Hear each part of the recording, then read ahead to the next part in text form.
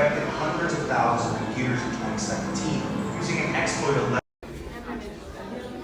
I never heard that term before.